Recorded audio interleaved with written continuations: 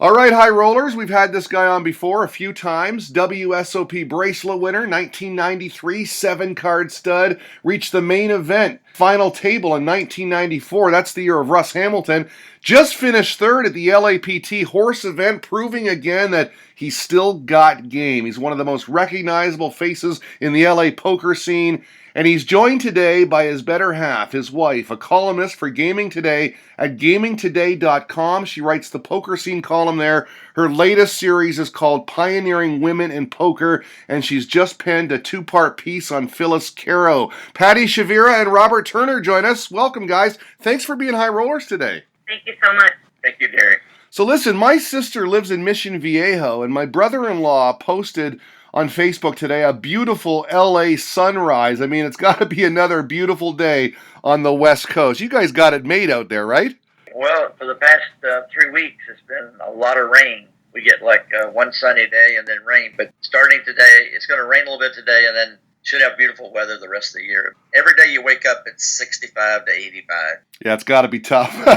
Patty, listen, great piece on Phyllis Caro, part 1. I read it. It's very good. I want to talk about that in some detail, but I think it's best for both of us if we start with Robert and let him do a sick brag on his third place at the LAPT horse event. You can still play all the games, can't you, Robert? Congratulations. Yeah, I have a blessed life. I'll turn 69 this month, and to still be competing. I don't know of any other industry where age is not a factor. It's a factor on how tired you get and your stamina and stuff like that. But yeah, can you imagine? I've been playing poker with some of these people at the table for 40 years. I know that's hard to imagine that you've been playing competitive against each other for 40 years, longer. Some guys I play with, I've been playing together for 50 years, a half a century. Unbelievable. It's quite remarkable to even think about. I don't care if you had any kind of relationship with anybody in life, to say that you've been across the table playing against each other for 50 years or 40 years is quite remarkable. And not only that, the relationship with the game. I mean, it's a love affair with poker, right? Right. Tell us about the run at the LAPT. It's got to feel good to get back to a final table, have a chance to win it. It's got to give you a lot of confidence, too. And you must have done well, played well, got some good cards, too? Yeah, I've played 3 events, and the other 2, I came close. I didn't make the money, but I was right there. I finished, I think, like 27th, 30th, and 26th. Right in the 20s or low 30s in the other 2 events. And then I finished on that one. I finished today in 3rd in chips and ended up 3rd in chips. But could have easily finished second. I had a 2-to-1 chip count on the other guy, but I decided to go for it. You're a gambler, right? Yeah, and what was interesting at the final table, I got down, just to give an example of the chips, I got down to 20,000 at the final table, and I think the average was maybe 200,000, 250,000. I had 20. Wow. And my wife came in, and I took the 20, and the next thing I know, I said, Patty, there's 4 left. I'm second in chips. 20,000. It was almost a chip in a chair. Wow. I mean, that's incredible. You hear these young guns talk about the online grind these days. You talk about your age. You've been playing for so long now. You know, it gives you confidence, I guess, going into the World Series. We're only a few months away. When you go into an event that size at the World Series of Poker or the LAPT, do you realistically believe you can win it? Or are you just taking it a hand at a time, trying to get in position to win it? No, the difference in when you start out in poker, I can remember the days when I had fear of people at the table. I would say, wow, there's Doyle Brunson or whatever person's my name. And I'd say, I know I'm going to have the best hand, but some reason, because they're a legend, they'll figure out a way to beat me. And then I discovered something. If you play aggressive and you move in first, it takes a lot of their play away. In other words, if you just move all your chips in on them, then what are they going to do? When I discovered that back in the 70s and 80s, then all of a sudden, by the time we got to the mid-'80s, when I'd walk to a table, I would see the fear in everybody else's eye. They would say, oh, no. I've actually people want to go get a table change or get their money back. This is back in the 80s that, because they said there's no way to beat him. I ran that good, actually, in the 80s. I don't know if you ever looked at it. Well, I've been told, Robert, that the longest distance to travel sometimes is from your head to your heart and vice versa. I mean, you can say you got to be aggressive, but you're right. To get from that point of being fearful to the point of saying, listen, I'm going to get in first. I'm going for this. That takes a long time, and you got to have experience to do that. Yeah, it was pretty simple back then, and I guess I still use it today because I've been very successful in tournaments, as you know. But if you pick up some kind of a piece of a hand and you have a way to make the nuts, doesn't matter what your hand is, and you move in, it's got game over. Does that make sense? Yeah. If you're so aggressive, I'll give you an example. Let's say that you got 10 jack and it comes 7-8 deuce. You got 2 overcards and a 9 for a gut shot. If somebody leads out and bets $1,000 and you make it play for 28,000 all in, you don't have anything, but they probably don't either, and it's game over right there. No matter who the player is, it can be Doyle Brunson or anybody else. I think I've told you before, maybe Dan Heimiller wrote a book about the aggressive tournament play and how it all started. Dan Harrington, I think it was his first book on poker, and he said the players that started the revolution in poker as far as the style of play, being aggressive, was Stu Unger, Jack Keller, and Robert Turner. So he put me in pretty good company. Well, you are in pretty good company. And what about the World Series of Poker this year for you? You got a busy schedule. How many events do you think you're going to play? I'd like to play 3 or 4, and then the main event. And of course, I will play that $1 million. What do they call it? The Colossus. I cashed in that the first year and last year. I find that to be one of the easiest tournaments at the World Series. I mean, it's a cheap buy-in, and you got so many runners. There is a lot of dead money there. But to trick the thing, you only have to win a few hands to get back tomorrow, and you're in the money. It's not like I know it's terrifying. People look, 20,000 people or whatever, but all you have to worry about is your table, and everything else will take care of itself. I think it's easier to win than a tournament with 300 people. But easier to cash, I should say. Well, I wish I had your secret, because I played the Colossus the first year, and I played 2 hands, and I was out on the second. I won with Queen 4, and I got knocked out with Pocket Kings. On that first year, I think I finished 77, 177. I don't know what it was, but it was in the money. How many people made the money that year? Was it like 2,100? Yeah, it was about 10%, and there was 22,000 that played. So yeah, so I finished like 1,700 or what it was, but I only won 5 hands, and then they announced in total 5 hands, and they said, we're going hand for hand. It's not to play 1,000 hands or anything. It's just you got to win the ones you play, and it only has to be 4 or 5 hands, and all of a sudden you're going to be in the money. Patty, let's bring in you now. When Robert comes to you and says, "I've just moved up in chips from 20,000 at the LAPT, and now I'm moving up the ranks here. There's 4 left." That's got to be exciting for you, sitting there watching. Yeah, when he was telling me how he was doing at the final table, I was at home. I'm like, why am I even going to bother? Because he was really, really, really hanging on. But I did get there. It took me about an hour because of LA traffic, and I will take total credit.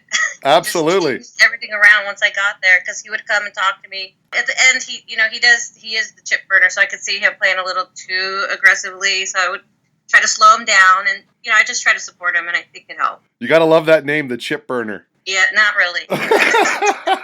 Now listen, this is a deep philosophical question, but I'm wondering about couples in poker.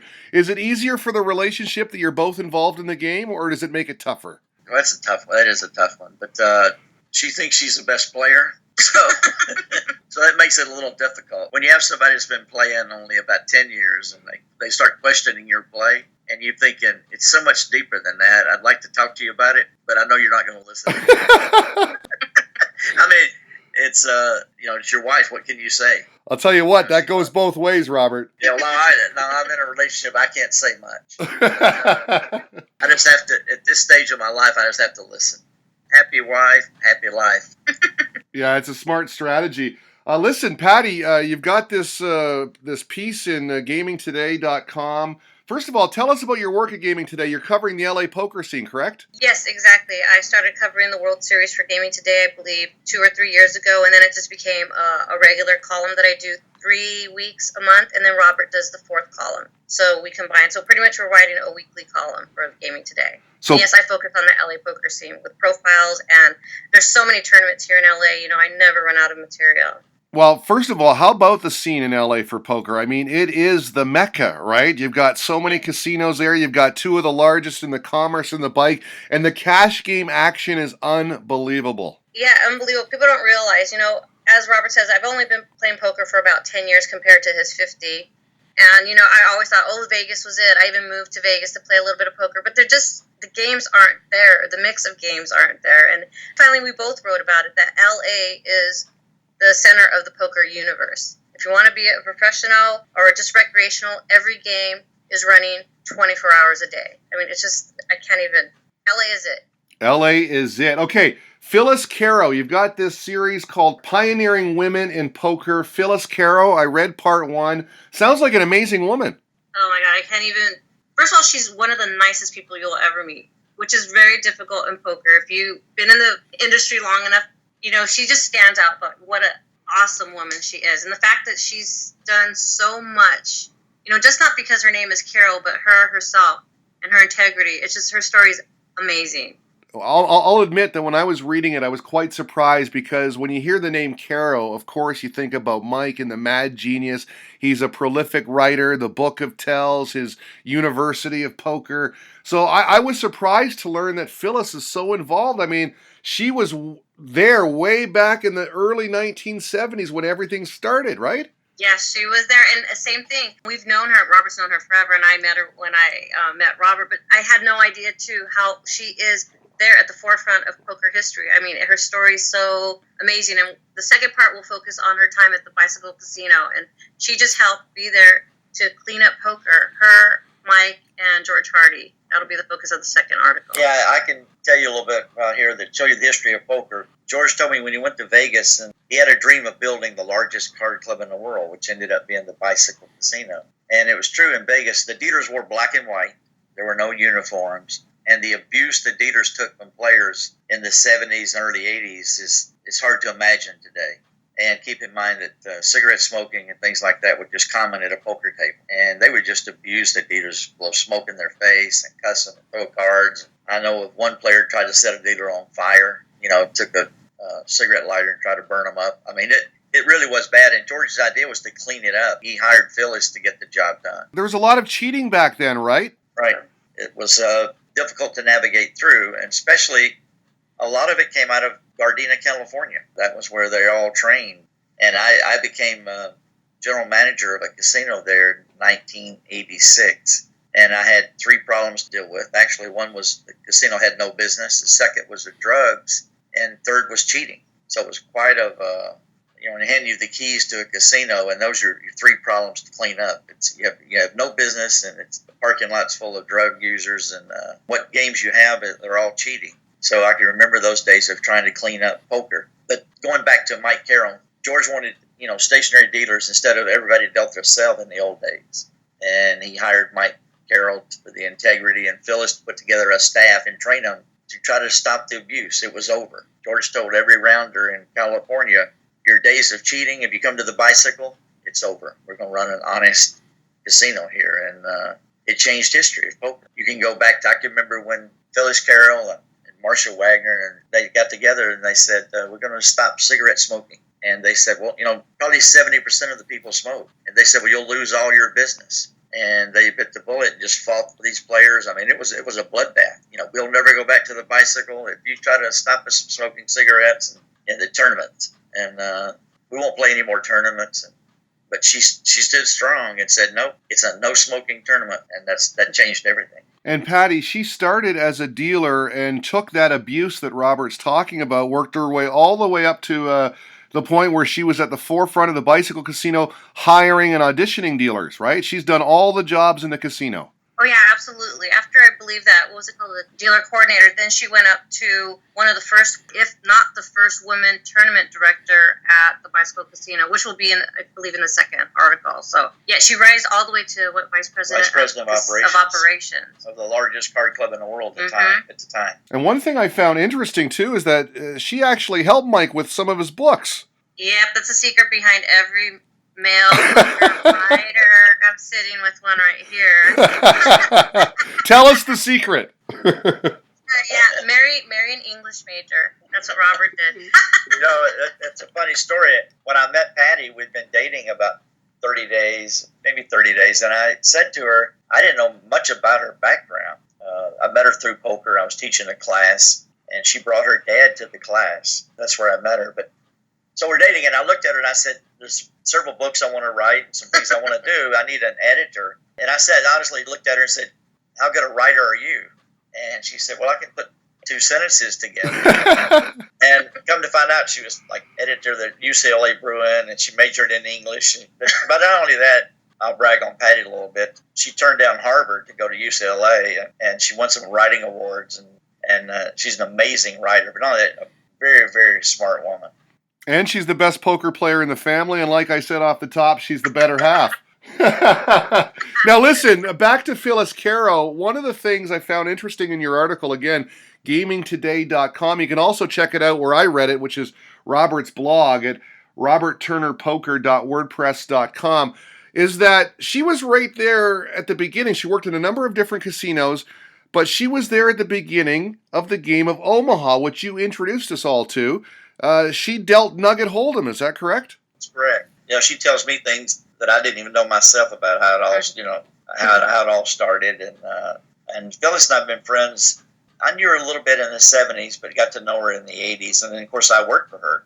When I was marketing director of the Bicycle, she was vice president of operations. And I remember her career when they would give us a memo and say, by the way, Phyllis Caro's now been promoted. Phyllis Caro's now been promoted to this job, and I was always going in her office and say, congratulations. It was nice to have one of your closest friends being elevated through the corporation, and you're working for her. So it made a real good relationship. We brainstormed over marketing for poker many hours in her office, just talking about what can we do for players. It was a little bit of different mindset back in those days. We would start a marketing. Let's say that we're going to plan for the Diamond Jim Brady, and it doesn't happen today. But back in those days, George Hardy would sit down. And he said, last year we spent on the poker players $70,000 in gifts. And he said, this year I want to spend a lot more. I want to spend at least $100,000. And he said, what else can we do to make the players happy? That's a nice way to plan. At that time, it was the second major tournament in the world. He wasn't concerned about the bottom line. He wasn't concerned about how much rate you charged. None of those mattered. He just wanted to make the players happy. He used it more of, if I can make them happy the month of August, then they'll come back the rest of the year to the Bicycle Casino. Right. Well, do you think it's important to recognize these women in poker? I mean, on our show, we've had a lot of women on, very proud of it. We've had Jan Fisher, Kathy Liebert, Maria Ho, Barbara Enright, Susie Isaacs. We've had Nicole Juergens from Live at the Bike on. But still, women are outnumbered by far in this game that we all love called poker. What do we need to do besides recognizing them in articles like yours, Patty, to bring more into the game, do you think? That's what I discussed with Robert, because he doesn't realize it. As a man playing poker for 50 years, he doesn't, and never being a woman, he doesn't realize how intimidating it is. Like Robert knows, I've been playing poker with my family since we were children. That's what we do on our family events. We play poker. I've done it forever. But once you go into the casino, it's a whole different world. And for women, it's very intimidating. To be the only woman usually at the table, we're 10 to 5%, 5 total. Right, Robert? Right. And it's just, they don't realize how women are treated differently, and men just don't realize. So many, who did I speak to? Was it Linda Johnson or somebody? But they say, so many women, you have no idea. Here we are, the 10%, but how many other women will run out because the way you're treated at the tables. Well, the one thing I learned, you have to get a very thick skin.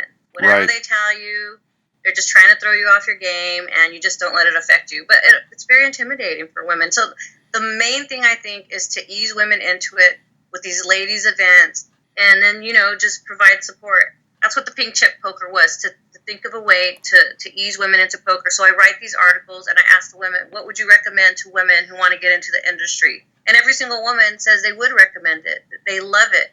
But it's very intimidating. It's interesting you use that word intimidating, because when we had Nicole Juergens on and also Maria Ho, they both use that exact same word. When you sit down, some guys are chauvinistic. They make comments. They think they're being funny. I mean, poker's got its whole other language, so sometimes you don't understand right away. It can be intimidating. Oh, I've made many, many mistakes because I would get emotional. And finally, I went to this class at Commerce, which I will do a plug for because it really changed my game. It's Roger Rod, which I did not know was one of Robert's friends. I went to that class about 5 years before I ever met Robert. And he just, I had sent him an email saying, I had this experience at the table. What did I do wrong? He's like, you need to come to my class, because I was just emotional. I would actually get into it with the people at the table when they would, get into it with me. And he just said, call the floor. Just raise your hand and call the floor. Emotion, there's no place for emotion in poker. I learned that. Absolutely. And when you hear stories like that, Robert, you really got to give kudos to the women that like Phyllis Caro, like Jan Fisher, like Linda Johnson, like Barbara Enright, Susie Isaacs, that have stood the test of time. They entered the game way back when it was a whole different story, I would assume. True. And, talking about Phyllis Caro, you have to give her credit, too, because she started the ladies' events. And we would do things like we wanted to get more women into poker. And I remember going out to Macy's and saying, would you like to get involved with poker for women? And we ended up doing facials and makeovers and stuff like that for women, just making it like a spa day so they could come and relax at the casinos. But we were trying to get more women in poker, and it's worked. I mean, we were pioneers in developing tournaments and stuff just for women, like her article said there. The next one we'll talk about the Queen of Hearts and the Queen of Diamonds, and we had a series for women. And I remember at the Hustler Casino, even in the year 2000, Liz Flint started a ladies' event. We've always pushed for ladies at the Normandy Casino. I remember we had a ladies' night on Friday night. Steve Wynn, you have to give him credit for something. If you go back to 1984 and 83, he tried to compete with the World Series. And Steve Wynn, it was called the Grand Prix of Poker. And he spent a lot of money bringing in a fashion show and a buffet and a ladies' day for poker players' wives and just get them involved in the casino and the gaming. And he made women feel very special. People talk about Jack Binion and what they did for men. Well, Steve Wynn actually was the first one to go out and reach out and say, there's another partner in this poker for all the males. There's a wife or a lady poker player, and no one's doing anything for them. And I remember his brochure. It said, on this particular day of the tournament, it's all about women. And he did the fashion shows and these great brunches and stuff like that for women. A lot of people don't give Steve Wynn credit for also being a pioneer in helping women. It probably came from, at that time, Bobby Baldwin was his right-hand guy, so I'm sure Bobby had a lot to do with that. And Eric Drake also. What's your gut tell you, Patty? Are we going to have a woman at the final table of the World Series of Poker in the near future? My God.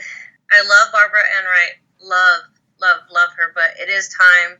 But I think we're about 5 years away. The numbers alone, not that women are world class, I think it's just statistically, there's just so few. Lyle Berman made a statement, Derek, one time. He said, if there's 100 players in the World Series of Poker main event, and you are the best player in the world, and you really are the best player in the world, and there's 100 players, that probably means you'll never win the World Series of Poker. Really? In other words, it's very difficult. Like Patty said, you take 5 or 10% of the field are women. It's just very hard to get to the final table.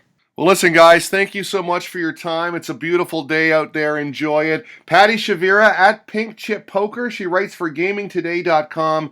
And Robert Turner at The Chip Burner, WSOP bracelet winner, the inventor of Omaha. And he writes a great blog, although we learned today that Patty actually writes it for him. Just Google Robert Turner Poker. Patty, Robert, thank you so much. Continued success and good luck this summer at the Rio. Thank you so much. Thank you, Jerry.